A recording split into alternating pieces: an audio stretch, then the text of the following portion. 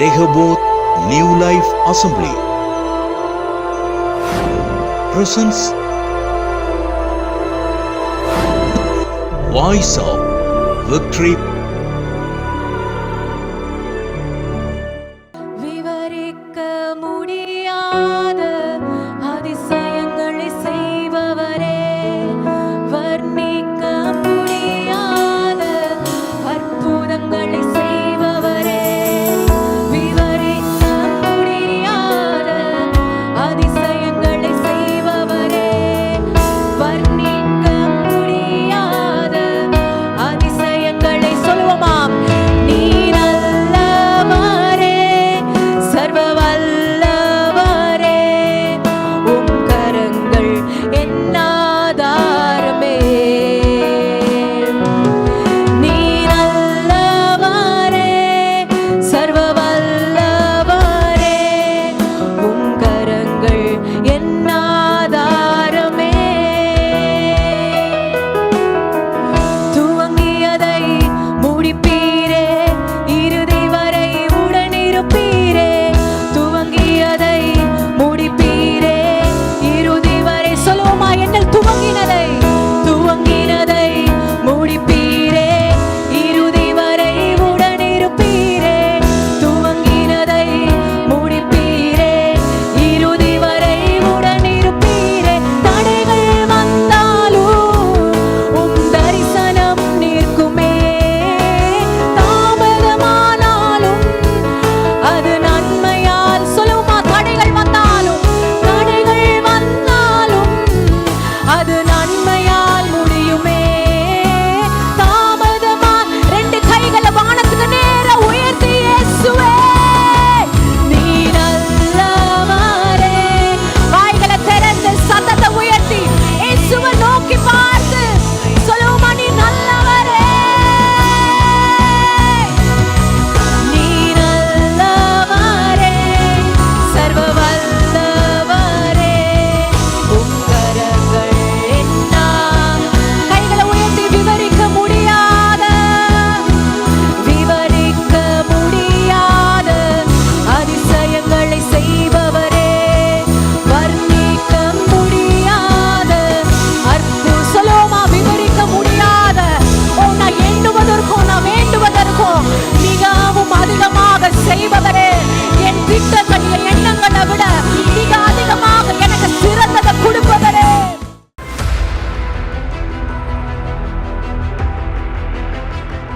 தொடர்ந்து 3 வாரங்களாக சாதிக்கும் வல்லமை, எல்லாருமா சொல்லுங்க, சாதிக்க பிறந்தவங்க, சாதனையாளர்கள், சாதிக்கும் வல்லமையை குறித்து கர்த்தருடைய வார்த்தையை பகிர்ந்து கொண்டிருக்கிறேன்.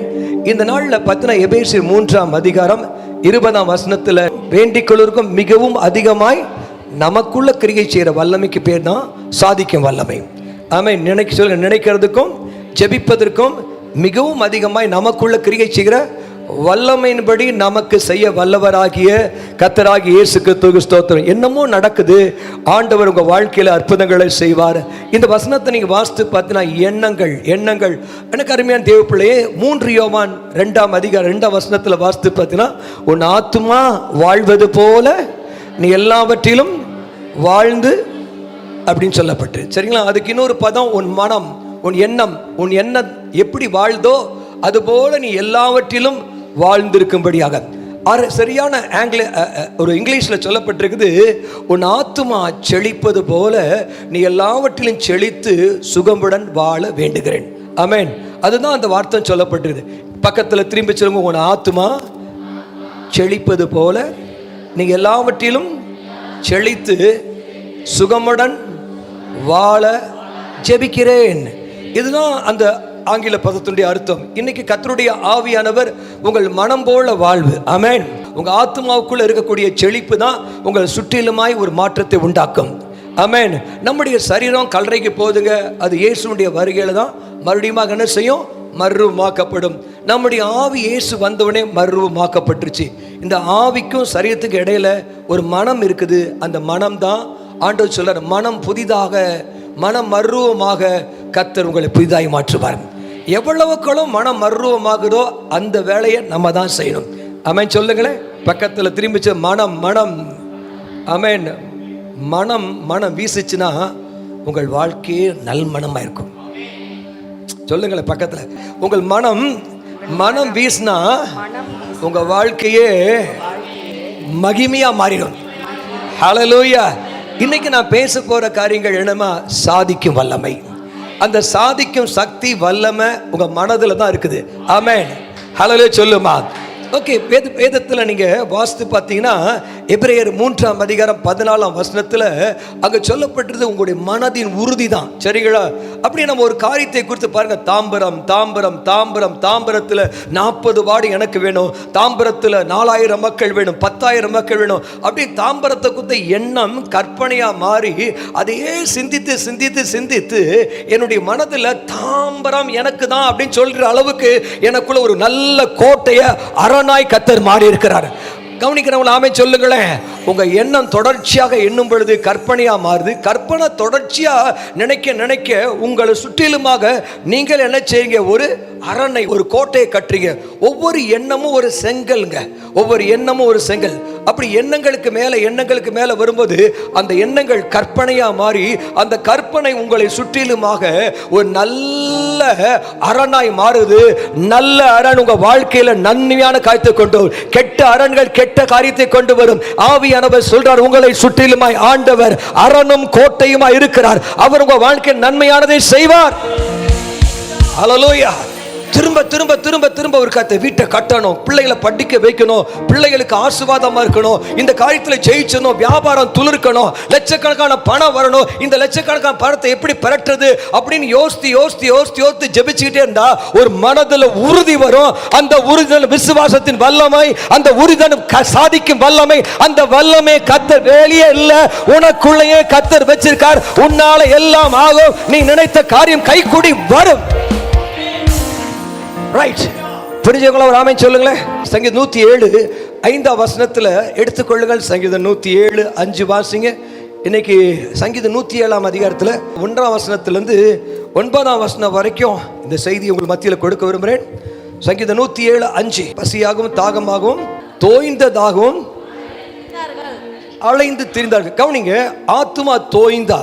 ஆத்துமா தோய்ந்தானா என்ன நடக்குது கேட்டீங்கன்னா, ஒரு கயிறை கட்டி இந்த இடத்துல ஒரு கயிறு கட்டி ஒரு கல்லை தொங்க விட்டோன்னா அந்த பாரம் தாங்க முடியாம கயிறு உடஞ்சிரும்.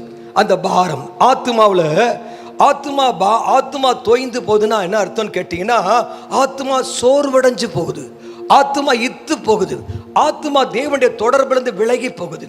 ஆத்மா தொடர்பிலிருந்து விலகி போகிற சமயத்தில் தேவனோடு ஒரு ஆத்மாவுக்கு வந்து தேவனோடு தொடர்பு இருக்கிற வரைக்கும் ஆத்மா புது பலன் அடையும். உனக்கு உள்ள என்ன நடக்குதோ, உனக்கு உள்ள புத்துணர்ச்சி இருந்தா வெளியே எல்லா சரௌண்டிங்கும் உனக்கு ஆசீர்வாதமா மாறும். உள்ள இருக்க மனம், உள்ள இருக்கிற ஆத்மா சோர்ந்து போனா உன்னுடைய சரௌண்டிங், உன்னுடைய மனைவி, உன்னுடைய பிள்ளைங்க, மக்கள், குடும்பம், வேலை, தொழில் எல்லாமே உன்னுடைய உள்ளத்தில் கூடிய மறைந்திருக்கிற உள்ளான மனம் ஆத்மாவை குறித்தார்கள். அந்த ஆத்மா பலனடைஞ்சா நீங்க பலனா இருப்பீங்க. கத்திதான் ஒரு ஆமென் சொல்லுங்களேன். ஆத்மா சோர்வடைஞ்சா என்ன நடக்குன்னு கேட்டீங்கன்னா, ஆத்மா சோர்வடைஞ்சா அதை யாரும் தாங்க முடியாது. முறிந்த ஆவிக்கு யார் கட்டுப்பட முடியும்? எலும்பு உடைஞ்சு போயிட்டா கட்டுப்பட்டு சுகமாக்கலாம். முறிந்த ஆவி, முறிந்த ஆத்மா, உடைந்த ஆத்மா, சோர்ந்து போன ஆத்மா. இந்த சோர்ந்து போன ஆத்மாவை ஆண்டவரும் என்ன செய்வாரு? நீ உன் ஆத்மா பலப்படுத்த ஆண்டு விரும்புறாரு. அந்த வேலையை, உன் ஆத்மாவை பலப்படுத்துகிற வேலை, உங்க மனதை புதிதாக்குற வேலை கர்த்தர் உங்க கையில தான் கொடுத்திருக்கிறார். பக்கத்துல திரும்பி சொல்லுங்க, உங்கள் மனதை புதிதாக்குற வேலையை ஆண்டு உங்ககிட்ட தான் வச்சிருக்காரு. மனசை புதிதாக்கியே ஆகணும். ஆமென். கத்திதான் ஒரு ஆமென் சொல்லுங்களேன். மனம் புதிதாகிறதுனால நீங்கள் மறுரூபமாயிருவீங்க, பெரிய ஆளாயிருவீங்க, மாற்றம் வர ஆரம்பிக்கும். ஹல்லேலூயா. பக்கத்துல திரும்பிங்க. உங்க மனம் புதிதாக உங்க வாழ்க்கையே மறுபடியும் சீரமைக்க ஆரம்பிக்க போற. ஆமென் சொல்லுங்களேன். ஓகே, கவனிங்க. இந்த ஆத்துமா தோய்ந்து போனா என்ன நடக்குன்னு கேட்டீங்கன்னா, அவங்க வசனம் சொல்லப்பட்ட 4 வசனம், அவங்க போய் சேர வேண்டிய ஊருக்கு, தட் மீன்ஸ் லைஃப்ல வந்து ஆண்டவர் வச்சிருக்கிற ஆபிரகாமுக்கு கால மிதி சொந்தமா தருவேன். ஒரு லக்கு, ஒரு பிளான், 25 வருஷத்துல உங்க வாழ்க்கையோட திட்டம் வச்சிருக்கிறாரு. அந்த திட்டம் நிறைவேறணும் அப்படின்னு ஆசைப்படுற நம்ம ஆத்மா பலப்படுத்த 25ஆம் வருஷத்துல உங்க லைஃப்ல கர்த்தர் வச்சிருக்கிற லெக்கு நீங்க தாபரிக்கும் வர வேண்டிய ஆசீர்வாதம் உங்க வாழ்க்கையில நடக்கும். ரைட்? 6ஆம் வசனத்தை வாசித்து பார்த்தீங்கன்னா அங்க போடப்பட்டிருக்குது, அந்த ஆத்மா தோய்ந்து போயிடுச்சுன்னா ஆபத்துல சிக்கிடுவாங்க. ஆபத்து வந்துருமா? ஆபத்து means spiritual dangerous, financial dangerous, ஃபேமிலியில் டேஞ்சரஸ், சம்திங் சிக்கிறோம். நல்லா கவனிக்கணும், அசால்ட்டை விட்டுறக்கூடாது. ஆத்மா தோய்ந்துருச்சுன்னா, ஆத்மா சோர்வடைஞ்சிருச்சுன்னா ஃபேமிலியில கூட ரிலேஷன்ஷிப்ல ப்ராப்ளம் வந்துடும். ஆத்மா தோய்ந்து போனா ஃபைனான்சியல் ப்ராப்ளம் வரும். ஆத்மா தோய்ந்து போனா ஹெல்த் ப்ராப்ளம் வரும். ஆத்மா தோய்ந்து போனா ஏதோ ஒரு டேஞ்சரஸ் ஆபத்துல சிக்கிக்கும். அது ஸ்பிரிச்சுவல் டேஞ்சரஸா இருக்கலாம், பிசிக்கல் டேஞ்சரஸா இருக்கலாம், ஃபினான்ஷியல் டேஞ்சரஸா இருக்கலாம், சம்திங் ரிலேஷன்ஷிப் டேஞ்சரஸா இருக்கலாம். சிக்கிடுவாங்க. அந்த சிக்கல் எப்படி போக முடியும்னா பாருங்க, இக்கட்டுல போய் முடிஞ்சிருமா. அதை யாராலுமே சரி பண்ண முடியாத அளவுக்கு. ஸோ எல்லாமே ஆத்மா சோர்வடைஞ்சிச்சுன்னா இதெல்லாம் நடக்கும். இக்கட்டுனா அந்த பிரச்சனையை சால்வ் பண்ணவே முடியாத அளவுக்கு, அந்த பிரச்சனையை சால்வ் பண்ண முடியாத அளவுக்கு அது கொண்டு போய் முடிஞ்சிருமா. நான் இன்னைக்கு பேச வேண்டிய காரியம், ஆத்மாவை எப்படி பலனடைய செய்வது, தோய்ந்து போன ஆத்மாவை எப்படி நிரப்புவது. இதுதான் என்னுடைய மெசேஜ். உங்க ஆத்மா தோய்ந்து போன ஆத்மாவை எப்படி நிரப்புவது? இந்த சங்கதி பக்கத்தில் திரும்பி சொல்லுங்க, தோய்ந்து போன ஆத்மாவை நிரப்புறது தான் செய்தி. ஹல்லேலூயா. ஓகே, கவனிங்க. வேதத்தில் வாஸ்து அப்படின்னா உங்க மனதை பலப்படுத்துவதுக்கு தான் அந்த செய்தி. இந்த உங்க மனதை நிறுத்துறது தான் அந்த செய்தி. எந்த ஊருக்கு போக தடுமாற்றம் இருக்குல்ல, தடுமாற்றத்தை மாற்றுறதுக்கு தான் அந்த செய்தி. உங்க சிக்கலை உடைக்கிறது தான் செய்தி. ஹல்லேலூயா. எரேமியா 31ஆம் அதிகாரத்தில் 25ஆம் வசனம். குயிக்க எரேமியா 31:25 வாசிங்க. நான் விடாய்த்த ஆத்துமாவை சம்பூர்ணமடைய பண்ணி தோய்ந்த எல்லா ஆத்துமாவை நிரப்புவேன். இன்னைக்கு செய்தி என்ன தெரியுமா? தோய்ந்த ஆத்துமாவை நிரப்புறதா. ஆமென். அப்ப நான் விடாய்த்த ஆத்துமான சோர்வடைந்து போன மனதை புத்துணர்ச்சி அடைய செய்து எல்லா ஆசீர்வாதத்தால நிரப்புவேன். உன் ஆத்துமா சகலவற்றிலும் செழிப்பது போல நீ சகல காரியத்தில் நிரம்பி செழித்து வாழ்வதுதான் கர்த்தருடைய சித்தம். உன் ஆத்துமாவை கர்த்தர் சம்பூர்ணம் அடைய செய்கிறவர். நம்முடைய ஆத்துமாவுக்கு பேர் உண்டு. அவருக்கு ஒரு பேர், அவர் பேர் ஆத்தும நேசர். அந்த ஆத்தும நேசர் உன்னுடைய ஆத்துமா சோர்வடைஞ்சு இருப்பதை குறித்து அவர் கண்டுக்கு காணாம போற தேவன்ல, அவர் உன் ஆத்துமாவை சம்பூர்ணம் அடைய செய்து தோய்ந்து போன ஆத்துமாவை நிரப்புகிறவர். கத்திதவர். ஆமென். ஹல்லேலூயா. சத்தமா ஆமென் சொல்லுங்களேன். ஆமென். கவனிங்க, கர்த்தருடைய வார்த்தை எரேமியா 31ஆம் அதிகாரம் 12ஆம் வசனத்தை வாசிங்க. நம்முடைய ஆண்டவருக்கு பேர் என்னங்க? ஆத்தும நேசர். நம்முடைய ஆத்தும நேசர் என்ன செய்வாரு? உங்க ஆத்துமாவை சம்பூர்ணம் அடைய செய்து உங்க ஆத்துமாவை நன்மையால் நிரப்புகிறவர். அதுதான் அவருக்கு, அதுக்காக காத்துக்கிட்டு இருக்காரு. எரேமியா 31:26 நினைக்கிறேன். இதற்காக நான் விழித்து பார்த்து கொண்டிருக்கிறேன். உன் பக்கத்துல வந்து பார்த்துக்கிட்டு இருக்காரு. இதற்காக உன் ஆத்துமா ஏன் சோர்ந்து கிடக்குது? உன் ஆத்துமாவை சம்பூர்ணம் அடைய செய்து இதற்காக நான் காத்துக்கிட்டே இருக்கிறேன். நீ நல்லா இருந்தா ஏன் நித்திரை எனக்கு இன்பமா இருக்கும். இன்னைக்கு ஆண்டவர் சொல்ற இந்த இடத்துல உட்கார்ந்து இருக்கிற அத்தனை பேரையும் கர்த்தர் நன்மையால இந்த இடத்தை விட்டு போகும்போது உங்களை புத்துணர்ச்சி அடைய செய்து நன்மையால் நிரப்பி உங்களை திருப்தியாக்கி அனுப்புற. இதற்காக தான் ஆண்டவர் விழித்து காத்து கொண்டிருக்கிறார். அவருடைய இருதய நோக்கம், திட்டம். ஹல்லேலூயா சொல்லுமா? ஆமென் சொல்லுமா? எரேமியா 31ஆம் அதிகாரம் 12ஆம் வசனத்தை வாசிங்க. அவர்கள் வந்து சீயோனின் உச்சியிலே கெம்பீரித்து கர்த்தர் அருளும் கோதுமை, திராட்சை ரசம், எண்ணெய், ஆட்டுக்குட்டிகள், கன்றுக்குட்டிகள் என்பவைகளாகிய இந்த நன்மைகளுக்காக ஓடி வருவார்கள். அவர்களுடைய ஆத்துமா நீர்ப்பாய்ச்சலான தோட்டம் போல் இருக்கும். அவர்கள் இனி தொய்ந்து போவதில்லை. இன்னைக்கு கர்த்தருடைய வார்த்தையை கேளுங்க. என்ன சொல்ல தெரியுமா? அங்க ஆண்டவர் தெளிவா சொல்றாரு, அவர்கள் வந்து அப்படின்னா, நான் ஒரு டிரான்ஸ்லேஷன் சொல்லுது, வேர்ல்டு பைபிள் டிரான்ஸ்லேஷன். அவர்கள் சியோனில் உச்சத்திற்கு வந்து அவர்கள் மகிழ்ச்சியால் கத்துவார்கள். எப்படிங்க? நான் சொல்றது திரும்ப சொல்லுங்க. அவர்கள் மகிழ்ச்சி உச்சியில வந்து கம்பீரத்தின் போட்டிருக்கல. சரியான டிரான்ஸ்லேஷன், அவர்கள் சியோனுக்கு வந்து சபைக்கு வந்து அவர்கள் மகிழ்ச்சியால கிரிக்கெட் மேட்ச்ல பார்த்தீங்கன்னா நம்மால் சிக்ஸர் போட்டாலும் கத்துவான்ல, அதே போல அவர்கள் மகிழ்ச்சியால கத்துவார்கள். அவர் கத்தும் பொழுது அவர்களுக்கு பின்னால நன்மை ஓடி வருமா. எவ்வளவுக்கோ கத்தி ஆர்ப்பரிக்கிறீங்களோ அவ்வளவுக்கு உச்சிதமான நன்மை ஓடி வருமா, ஓடி வருமா. உன் வீடு ஏதேன் தோட்டத்தை போல நீர் பாய்ச்சலான செழிப்பான வயலை போல உன் ஆத்மா மாறும். இனி நீ தோய்ந்து போவதே இல்லை. ஹல்லேலூயா. யாருக்கு நடக்குமா? யாருக்கு நடக்குமா? அவர்கள் வந்து, நீங்க எல்லாம் வந்துட்டீங்கல்ல, சியோனுக்கு வந்துட்டீங்கல்ல, சியோனுக்கு வந்து கம்பீரித்துன்னு போட்டிருக்குது. இன்னொரு டிரான்ஸ்லேஷன் சரியான டிரான்ஸ்லேஷன், நல்ல மகிழ்ச்சியால கத்தி தேவனை ஆர்ப்பரித்து பாடுவார்கள். அப்பொழுது நன்மைகள் ஓடி வரும், நன்மைகள் ஓடி வரும். அவங்கள் ஆத்துமா நீர் பாய்ச்சலான தோட்டத்தை போல மாறும். அவர்கள் இனி தோய்ந்து போவதில்லை. ஹல்லேலூயா. இப்ப எதற்காக சர்ச் வந்திருக்கிறோம்? அவரை ஆராதிக்க, அவரை துதிக்க. எப்படி துதிக்கணும் பைபிள்ல போட்டிருக்குது? இல்ல, நான் சொன்ன டிரான்ஸ்லேஷன் எப்படி சொல்லிருக்கு? நான் சொன்ன டிரான்ஸ்லேஷன் மகிழ்ச்சியாய் கத்தி, வாழ்க வாழ்க, மகிழ்ச்சியாய் கத்தி, மகிழ்ச்சியாய் கத்தி துதிக்க ஆரம்பிக்கும் போது என்னமோ ஒரு நன்மை உனக்கு பின்னால ஓடி வர போகுது. என்னமோ ஒரு நன்மை உனக்கு பின்னால ஓடி வரும். ஹல்லேலூயா. உன் ஆத்துமா ஏதேன போல தோட்டத்தை போல மாறும். இனி நீ தோய்ந்து போவதில்லை.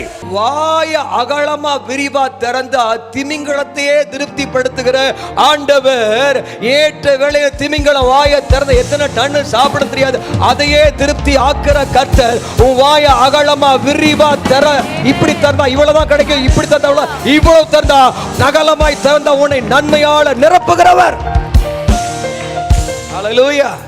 சத்தம் வராம செல்லுமா. இப்ப எனக்காக பக்கத்துல பார்த்து, எனக்காக பக்கத்துல பார்த்து சொல்லுங்க, உங்க மனதின் செயல்பாடு, உங்க மனசனுடைய செயல்பாடு தான் வெளிப்பாடு. மனதினுடைய இல்ல மனதின் வெளிப்பாடு தான் உடலின் செயல்பாடு. சொல்லுங்க, மனதில் இருக்கிற வெளிப்பாடு. ஏய், எனக்கு ஆத்துமா நல்லா செழிக்கணும் ஆசைப்பட்டு ஒரு வெளிப்பாடு வந்துருச்சுன்னா உங்க செயல்பாடு, உடல்ல ஒரு செயல்பாடு, அந்த செயல்பாடுமா நல்ல வாயை திறப்பீங்க, கையை தட்டுவீங்க, கம்பீரமா இருப்பீங்க. யாரு வாயை கம்பீரமா திறக்கிறாங்களோ அவங்க ஆத்துமா நல்லா செழிப்பா இருக்குது. ஆமா, யார் கை தட்டா வாயை மெதுவா திறக்கிறவங்க ஆத்துமா ஆத்துமா ஆத்துமா. சொல்லுங்க, உங்க பக்கத்து பாடி பாருங்க, முகமே சிரிப்பாயிரு. ஆமென். ஹல்லேலூயா. நம்புறவங்கள ஆமென் சொல்லுங்களேன். இந்த பாட்டை பாடுறதுக்குள்ள உங்களுக்கு நன்மை ஓடி வரும். ஹல்லேலூயா. உங்க ஆத்துமா நீர் பாய்ச்சலான தோட்டத்தை போல மாறும். அங்க நீர் பாய்ச்சினா எலும்பு சுலகமாகும், எலும்புகள் பலன் அடையும். ஆமென் சொல்லுங்களேன். கத்தி ஒரு ஆமென் சொல்லுங்களேன். இப்ப கடைசி முறையா பாட போற. ஆமென். கத்த செய்த பட்டாசு மாதிரி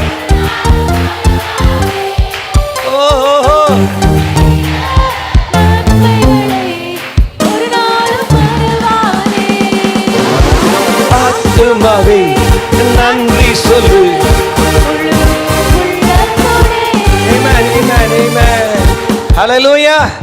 உங்க ஆத்மா, ஆமென், ஆத்மாவில் வந்து நீர் பாய்ச்சலான தோட்டத்தை போல மாறணும் அப்படின்னா கம்பீரித்து பாடுங்க. 1 மணி நேரம் பாடுங்க.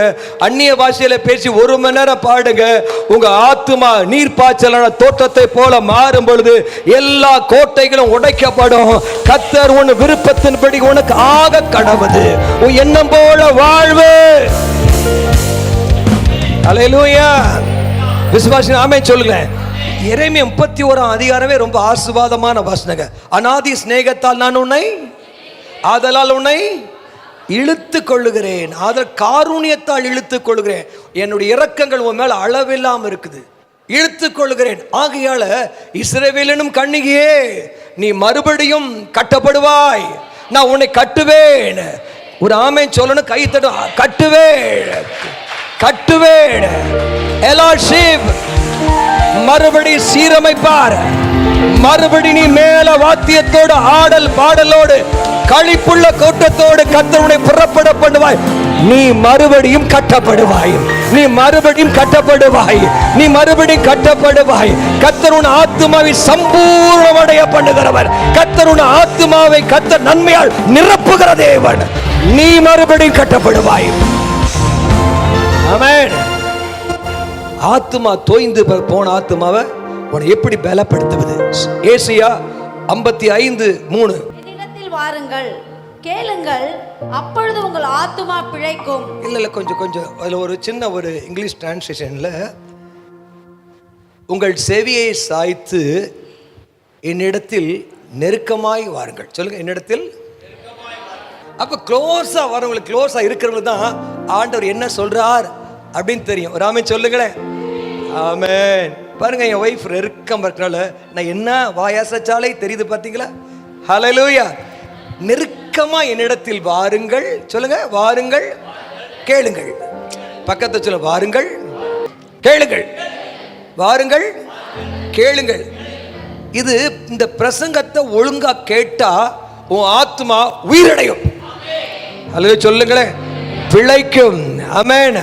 உங்களுக்கு தெரியாது, இதை கேட்க கேட்க கேட்க கேட்க உனக்குள்ள விசுவாசம் அதிகரிக்க ஆரம்பிக்கும்.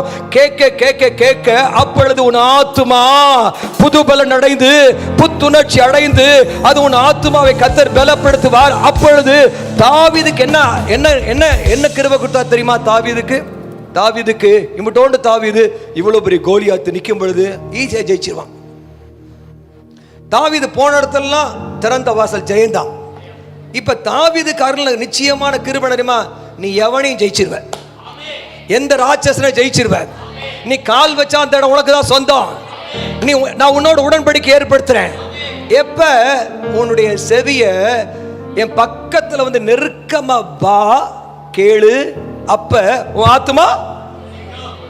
சங்கீதம் 19 சொல்லப்பட்டு 7ஆம் அதிகாரமோ 9ஆம் வசனமோ நினைக்கிறேன். கர்த்தருடைய வேதம் உன் ஆத்துமாவை உயிர்ப்பிக்கும், பேதைகளை ஞானியாக்கும். ஆமென் சொல்லுங்களேன். ஆமென் சொல்லுங்களேன். ஆத்துமா. ஆமென். பக்கத்துல வச்சு ஆத்துமா. ஆத்துமா எப்படி இருக்கணும்? ஆத்துமா எப்படி இருக்கணும்? புத்துணர்ச்சியா, ஃப்ரெஷ்ஷா. ஆமென். அல்லேலூயா சொல்லுங்களேன். அப்படி இருந்தா ஆவியானவர் சொல்றாரு, அந்த ஆத்துமா பலன் அடைந்தா உன் சரீரத்துக்கு அத்தனை பலன் அடையும். புரிந்தவங்கள ஆமென் சொல்லுங்களேன். இப்போ எனக்கு தெரியும், நீங்கள் நான் பேசும் பொழுது உங்கள் ஆத்துமா கை தட்டி ஆமேன்னு சொன்னால் உங்கள் ஆத்துமா செழிப்பா இருக்குன்னு அர்த்தம். ரைட்? இந்த ஆத்துமா செழிப்பா இருக்கு. இல்லை வீட்டில் ஃபுல்லாக 7 நாள் ஃபுல்லாக கொட்டாயை விட்டு தூங்கிட்டு பைபிள் வாசிக்காமல் ஜெபம் பண்ணாமல் அப்படியே இருந்துட்டு முட்டை மார்க்கு தான் வரும். இங்கே ஸ்கூலில் டீச்சர் கற்றுக் கொடுக்கும்போது என்னிடத்தில் கற்றுக்கொள்ளுங்கள், நான் உங்கள் ஆத்துமாவுக்கு இளைப்பாறுதலை கொடுப்பேன். ஆமென். டீச்சர்ஸ்லாம் எத்தனை பேருக்கும் தெரியல. டீச்சர்ஸ் தெரியும், என்னிடத்தில் வந்து ஆமா கற்றுக்கொள்ளுங்கள், அப்பொழுது உங்கள் ஆத்துமாவுக்கு. ஆமா, டீச்சர் சொல்லி விடும்போது எப்படி உட்காந்துமா அப்படியே கவனமா கேட்போம். இதை கேட்டாதான் நமக்கு மார்க். ஆமென். இதை கேட்டாதான் நான் இன்ஜினியரா பாஸ் பண்ண முடியும். எனக்கு அடுத்து இன்ஜினியர் முடிச்சிட்டேன்னா, பிஇ முடிச்சுட்டேன்னா எனக்கு 1 லட்சம் சம்பளம். நான் டாக்டருக்கு முடிச்சிட்டேன்னா இவ்வளவு சம்பளம். என் வாழ்க்கை எதிர்காலம் பிரகாசிப்பதற்கு நான் கற்றுக்கொள்ள வேணும். வாருங்கள், கற்றுக்கொள்ளுங்கள், கேளுங்கள். உங்க ஆத்துமா உயிர்ப்பிக்கப்படும் பொழுது உங்க எதிர்காலம் பிழைக்கும், செழிக்கும், கொழுக்கும். உங்க எதிர்காலம் மாறும். ஹல்லேலூயா. சத்தம் வராமே சொல்லுங்களேன். நான் உங்களுக்கு இளைப்பாறுதல், உங்களுடைய ஆவியில யுத்தங்களை அமர பண்ணி இளைப்பார் ரெஸ்ட் கொடுத்து உனக்கு புது பலனையும் கொடுப்பேன். என்னிடத்தில் கற்றுக்கொள்ளுங்கள், அப்போ உங்கள் ஆத்துமாவுக்கு இளைப்பாறுதலையும் பலனையும் தருவேன். ஹல்லேலூயா சொல்லுங்களேன். யோனா 2ஆம் அதிகாரம் எடுத்துக்கொள்ளுங்கள். ஆத்துமா தோய்ந்து போன ஆத்துமாவை எப்படி பலப்படுத்துவது? இதுதான் நீங்க செய்தி. இந்த செய்தியை கூர்ந்து கவனிச்சா உங்க லைஃபே மாறிடும். யோனா 2:7 வாசிங்க. ஆத்துமா என்னில் தொய்ந்து போகையில், எல்லாம் கவனிங்க. என் ஆத்துமா என்னில் தொய்ந்து போகையில். அப்போ உங்களுக்குள்ள என்ன இருக்குது? தொய்வு. உங்களுக்குள்ள என்ன இருக்குது? ஒரு இல்ல என்ன தொய்வை பற்றி. என் ஆத்துமா என்னில் தொய்ந்து போகும். அப்ப எனக்குள்ள ஒரு ஆத்துமா இருக்குது, எனக்குள்ள ஒரு மனம் இருக்குது. அது அறிவு ஆற்றல், உணர்ச்சி ஆற்றல், சித்தம் கொள்ற ஆற்றல். அறிவு ஆற்றல், சித்தம் கொள்ற சூஸ் பண்ற ஆற்றல், உணர்ச்சி ஆற்றல். இந்த மூன்றும் பிணைந்து இருக்குது. இந்த மூன்றும் உங்கள் ஆத்மாவுக்குள்ள இருக்கு. கேக்குறீங்களா? என் ஆத்மா மீன் வயிற்றுக்குள்ள இருக்காரு, மீன் வயிற்றுக்குள்ள இருக்காரு. இனி பிழைப்போம் என்ற நம்பிக்கை இல்லை. அந்த மீன் யோனாவை முழுங்கிருச்சு. அடுத்து என்னவா தான் வருவாரு? மீனோடைய கக்காவா தான் வெளியே வருவாரு. ஆமா, அந்த மீன் வயிற்றுக்குள்ள இருக்கும் பொழுது என் ஆத்துமா என்னில் தோய்ந்து போகையில் சோறுபட்டு போகும்போது கர்த்தரை நினைத்தேன், அப்பொழுது என் விண்ணப்பம் உம்முடைய பரிசுத்த ஆலயத்தில் உம்மிடத்தில் வந்து சேர்ந்தது. இப்ப கவனிங்க, ஆத்மா தோய்ந்து போகும் பொழுது வேற யாரையும் நினைக்காதீங்க. ஐயோ இவனை வெட்டணும் அப்படின்னு நினைக்காதீங்க. ஒரு முறை நான் திடீர்னு எனக்குள்ள தோணுச்சு, இவர் வீட்டுக்கு போகணும்னு தோணுச்சு. அந்த அம்மா நம்ம சர்ச்சுக்கு ரெகுலராக வருவாங்க. அவங்க பிள்ளைங்களும் சர்ச்சுக்கு வரும். அவர் மட்டும் வரமாட்டார். அவங்க பிராமின், ஃபுல் பிராமின். அவர் வரமாட்டார். அப்போ திடீர்னு எனக்குள்ள தோணுச்சு அவர் வீட்டுக்கு போகணும் அப்படின்னு சொல்லி தோணுச்சு. திடீர்னு அவங்க வீட்டுக்குள்ள போகிறேன், கதவை தட்டுறேன். ரொம்ப நேரம் திறக்கல, திறந்துட்டாரு. திறந்த உடனே வீடெல்லாம் சிகரெட்டு புகை, பேர்த்து பாஸ்டர் இப்போ போய் வந்துட்டீங்களேன்னாரு. இல்லை எனக்கு ஆவியான போக சொன்னார், அதனால வந்தேன். என் ஒய்ஃபெல்லாம் நான் ஊருக்கு அனுப்பிட்டேன்னாரு. என் பிள்ளைங்களை ஊருக்கு அனுப்பிட்டேன். என்னப்பா செய்ய போற? என்னாச்சு உனக்கு? வீடே புகையா இருக்குது, சிகரெட்டு புகையா இருக்குது, முகம்லாம் வேர்த்து கொட்டுது, என்ன செய்ய போற? நீங்க ஒரு 5 நிமிஷம் நீங்க லேட்டா வந்தீங்கன்னா பாருங்க, கத்தி வச்சிருக்கேன். என் வீட்டுக்காரனை கொலை பண்ண, ஹவுஸ் ஓனரை கொலை பண்ணுறதுக்கா ரெடியா வச்சிருக்கேன். என்ன பிரச்சனை? கண்டபடி பேசிட்டான். அதனால என் மனசு போயிடுச்சு. இப்ப உன் பிரச்சனையை பார்த்து நினைக்காத, உன் சூழ்நிலையை நினைக்காத. உன் ஆத்மா தோய்ந்து போகும் பொழுது ஒன்ன மட்டும் சிக்கல், யோனாவுக்கு மேல ஒரு சிக்கல் உங்களுக்கு வந்திருக்காரு. யோனா மீன் வயிற்றுக்குள்ள, திமிங்கல வயிற்றுக்குள்ளே போயிட்டார். அந்த நிலைமையில அவருடைய ஆத்மா, என் ஆத்மா தோய்ந்து போகும் பொழுது நான் கர்த்தரை நினைத்தேன், கர்த்தரை நினைத்தேன், அப்பொழுது விண்ணப்பம் செய்தேன். ராமே சொல்லுங்களேன், யாரை நினைக்கணும் தெரியுமா? யாரை நினைக்கிறது தெரியுமா? செங்கடலை பிளந்தவரை பாருங்க, யோர்தானை பிளந்தவரை பாருங்க, பார்வோனை கவிழ்த்தவரை பாருங்க, சூரியனை நட்சத்திரத்தை உண்டாக்குறவரை பாருங்க. அவர் உங்களை அநிச்சயமாக அதையே படைத்த தேவன் உங்க வாழ்க்கையில் இந்த மீன் வயிற்றுக்குள்ளந்து, இந்த சிக்கல்லிருந்து, இந்த பிரச்சனையிலிருந்து உங்களை வெளியே கொண்டு வருவார். உங்க ஆத்துமா தோய்ந்து போகும் பொழுது கர்த்தரை நினைங்க. அல்லேலூயா. கர்த்தரை நினைத்தேன், அப்படி விண்ணப்பம். நினைப்பதற்கும் வேண்டுவதற்கும் அதிகமா எனக்குள்ள கிரியை செய்கிற சாதிக்கும் வல்லமை, விசுவாச வல்லமை, எல்லாவற்றையும் ஆகும் என்ற வல்லமை, முடியாததை முடியும் என்ற வல்லமை. நீ நினைச்சா, நீ ஜெபிச்சா கர்த்தருடைய ஆவியானவர் உனக்கு ஒரு அற்புதம் செய்வார். 10ஆம் வசனம் சொல்லப்பட்டிருக்குது, உன் ஆத்துமா தோய்ந்து போகையில் கர்த்தரை நினைத்தேன், அப்பொழுது ஜெபம் பண்ண, என் ஜெபத்துக்கெல்லாம் பதில் கொடுத்தார். ராமே சொல்லுங்களேன். 10ஆம் வசனம் சொல்லுது, கர்த்தர் மீனுக்கு கட்டளையிட்டாரா. அந்த மீன் என்ன செஞ்சான்? யோனாவை கரையில கக்கிட்டு. நான் இன்னைக்கு சொல்றேன், உன் லைஃப்ல எவ்வளோ பிரச்சனை இருந்தாலும் எங்க போய் நீ சேரணுமோ அக்கறைக்கு போய் உடைய கர்த்தர் கொண்டு சேர்த்துருவாரு. ஒரு காரியம், ஆத்துமா கர்த்தரை நினைக்கும் பொழுது, உன் ஆத்துமா தோய்ந்து போகும்போது கர்த்தரை நினை, வேதத்தை நினை. இந்த வேதத்தை நினைக்கும் பொழுது கர்த்தர் உன்னை நினைப்பார். இந்த வேதத்தை மறந்தால் கர்த்தர் உன் பிள்ளைய மறப்பார். ஆமென். சில பேர்கிட்ட கேட்டா பைபிள் வாசியா, பைபிளே வாசிக்கிறது இல்லை. ஞானஸ்நானத்தியா எடுத்துட்டேன். நான் தீர்க்கதரிசனமா சொல்றேன், ஒரு பக்கத்துல என் பிள்ளைங்களுடைய எதிர்கால ஆசீர்வாதம் இருக்கிறதுக்காக நான் வேதத்தை நேசிக்கிறேன், வேதத்தை மறக்கல. என் வீட்டுக்கு நீங்க வாங்க, எப்பயாவது வந்தா என் வீட்டை சுத்திலுமா, என்னுடைய என் டேபிள் சுத்திலுமா 4-5 பைபிள் வச்சிருப்பேன். வச்சு அப்படியே உட்கார்ந்து உள்ள போயிட்டு இருக்கு. எனக்கு வேதத்தை நீ மறந்தா உன்னைய மறப்பேன்னு சொல்லலை. உன்னைய மறந்தா பிரயோஜனமே இல்லை. நீ வேதத்தை மறப்ப, கர்த்தர் யாரை மறப்பா தெரியுமா? உன் பிள்ளைகளுடைய படிப்பை மறந்துடுவார், உன் பிள்ளைகளுடைய எதிர்காலத்தை மறந்துடுவார். இன்னைக்கும் உன் பிள்ளைகளை நேசிச்சா பைபிளை நேசிக்கணும். ஹல்லேலூயா. ஆண்டவர் சொல்றாரு, கர்த்தருடைய ஆவியானவர், கர்த்தர் மீனு கட்டளையிட்டாராம், அது யோனாவை கரையிலே கக்கி விட்டது. இன்னைக்கு நான் தீர்க்க தரிசனமா சொல்றேன், உங்க பிரச்சனை என்னதான் இருந்தாலும் சரி, உன் ஆத்துமா தோய்ந்து போகும்போது கர்த்தர் நல்லவர், அவர் கிருபை என்றும் உள்ளது. அவர் என்னை திரும்பவுமாக என்னை பலப்படுத்துகிறவர், அவர் எனக்காக வழியை திறக்கிறவர், செங்கடலை பிளந்தவர், இந்த மீனின் வாயை பிளக்க வல்லவர், நான் வெளியே வர வல்லவர். எனக்கு ஒரு அக்கறைக்கு கர்த்தர் என்னை கொண்டு போக்க கர்த்தரால முடியும். விசுவாசிகள் கத்தி விடாம சொல்லுங்க.